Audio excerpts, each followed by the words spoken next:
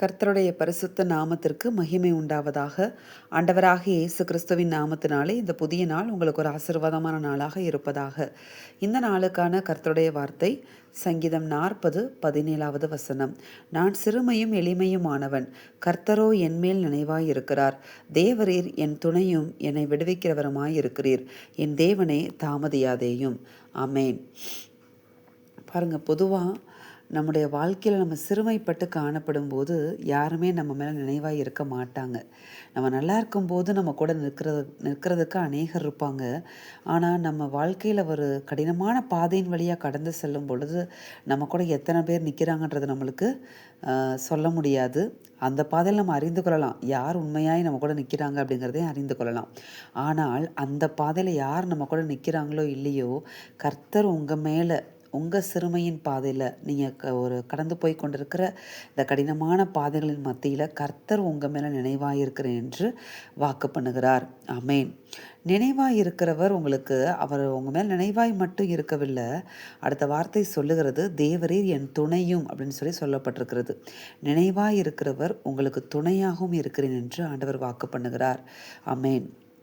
அதனால் ஒருவேளை இந்த பாதை எப்போ முடியும், எப்போ எனக்கு ஒரு விடுதலை உண்டாகும், தாமதமாகிக்கொண்டே இருக்கிறதே என்று சொல்லி நீங்கள் கவலைப்பட்டு கலங்கி கொண்டிருக்கலாம். உங்கள் மேலே நினைவாக இருக்கிறவர், உங்களுக்கு துணையாக இருக்கிறவர், உங்களுக்கான திட்டங்களோடும் அந்த நினைவுகளோடும் கூட அவர் இருக்கிறார். உங்களுக்கான நினைவும் அவருக்குள்ளே இருக்கிறது. அதாவது உங்களுக்காக சில காரியங்களை செய்யணும் அப்படின்னு சொல்லி ஆண்டவர் அவங்க மேல் நினைவும் வைத்திருக்கிறார். அதனால் அந்த நினைவுகளின்படி கர்த்தர் உங்களை சரியான நேரத்தில் விடுவிப்பார். நீங்கள் கடந்து போய் கொண்டிருக்கிற பல கடினமான சூழ்நிலைகள் பாதைகளிலிருந்து கர்த்தர் ஏற்ற நேரத்தில் உங்களை விடுவிப்பார். விடுவிக்கிறவர் தாமதம் பண்ணிகிட்டே இருக்கிறாரே, நீங்கள் கவலைப்படாதீங்க. ஒருவேளை நீங்கள் நம்பி தாமதமாய்க்கொண்டே சில காரியங்கள் இருக்கலாம். அவர் தாமதியாமல் அவருடைய சரியான வேலை வரும்போது தீவிரமாய் வந்து உங்களை விடுதலையாக்குவார். ஏனென்றால் கர்த்தர் உங்கள் மேலே நினைவாய் இருக்கிறார். உங்களுக்கான நினைவுகளும் அவரிடத்துல உண்டு. அதனால் அந்த நினைவுகளை சரியாய் செயல்படுத்த சரியான நேரத்தில் கர்த்தர் உங்களுக்கு வந்து கிரியை செய்வார், விடுதலையாக்குவார்.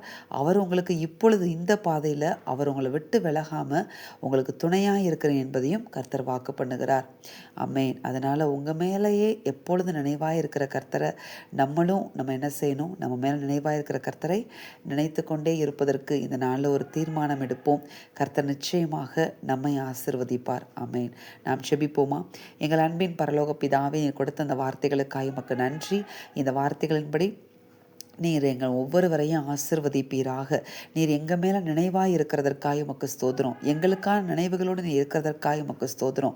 எங்களுக்கு துணையாக இருக்கிற கர்த்தர் ஏற்ற நேரத்தில் சடுதியாய் தீவிரமாய் வந்து எங்களை விடுதலையாக்கி தாமதமின்றி எங்களுக்கான நினைவுகளை எங்கள் வாழ்க்கையில் செயல்படுத்த போகிறோம். உங்களுடைய கிருபைகளுக்காக உமக்கு ஸ்தோத்திரம் அப்பா. இயேசுவின் நாமத்தில் பிதாவே, ஆமேன். இந்த வார்த்தையின்படி இந்த நாளில் தேவன் உங்களை ஆசிர்வதிப்பாராக. ஆமேன்.